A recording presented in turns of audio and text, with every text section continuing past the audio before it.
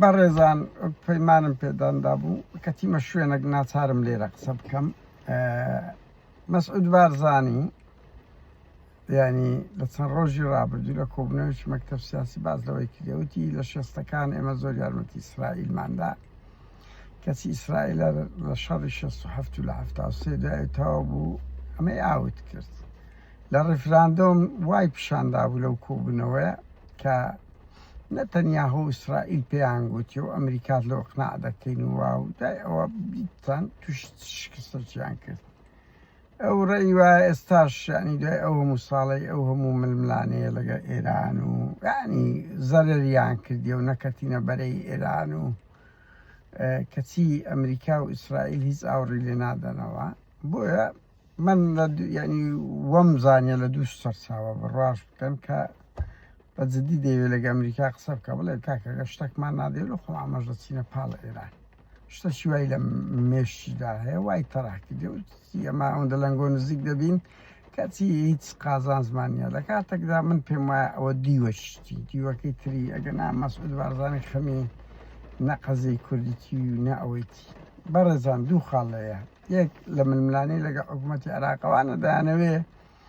بە زەوق خۆیان هەرچیان نەفت نەدان پارە نەدان فەڵت یعنی مشکلە بکەن گەندەڵی بکەن ئەنتەریات بکەن کەچی غەرب نییە وەکو مناڵەشی بەناس هەر پەروەردەیان بکە لەو سۆک لە 35 ساڵەی بەڕاستی ینی سەبەبی سەرچی ئەو هەموو نەهامەتیانە بە شەکل ئەوروپا و ئەمریکا کە زۆر نەرم بوونە ناز دەکە لەسەر ئەوروپا و ئەمریکا لە هەموو شەڕەکی لە پشتەوان نابن لە کاتێکدا کەکە تو مەعاژ نادەی بینی ماتەڵە لەگە عێراق دەکەی لە بەشەشی و لە بەشش شوایە عێراق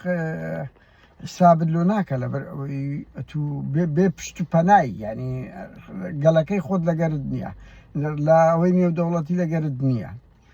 بەو سیاستانێکە گرتیتانە بەر خاڵەکی جەوهەری تر ئاوڕێیان بڕوا بکەنەوە ئەساسی کێشەکەی کە مەسعود بارزانی ئەو نازوو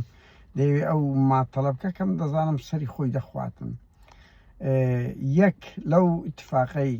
ئەوەی ڕێڕەوی داود و ڕێککەوتنی ئیبراهیم کە ڕێڕەوی داودی ینی ئەساسیە ئیسرائیل هیچ سیقەی بە ماڵی بارزانی نییە لەبەر ئەوەی ئەوان زیاتر لەگەر فەلەرچی تورکیا دەسوڕێنەوە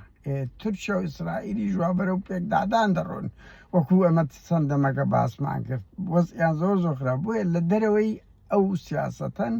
ئەوە ژەشێک لە هۆکارەکانی ترا هۆکارش کەشکەوای کردیە مەسعود زۆر بێ هیوابی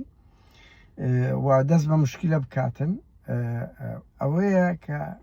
مەسروری کوڕی من پێم گوتن کاکە ئەمریکیەکان پێیان گوتیە ئەو کوڕەت لە سەرکەوتو نەبووە لە ئیدارەدانی سیاسەتی نێودەوڵەتی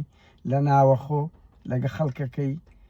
لە هەندێک شت ڕەنگی لە نەچیر باشتر بی بەڵام بە مختصری پێیان خۆشنیە مەسرور بتۆ سەرۆکی حکوومەت بەس نەیان گوتیە خەتی سوورە ئەوە دووشتی جیایە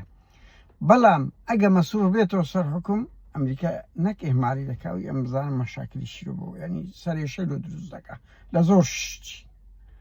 ئەوانەوە دەکە مەسعود بێ بێتن باس لە مافی قومی کرد ئەگە نامەوزۆ کورسی کوڕەکەیتی ئەگە نامەوزۆ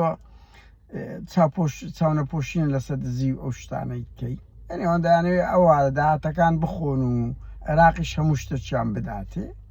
ئەو دوو هۆکارە سەرچیە ئیتر وای ئەوە کردی ئەگەر نەیاندەنێ لە خۆیان بەلای ئێراندا دەشێنەوە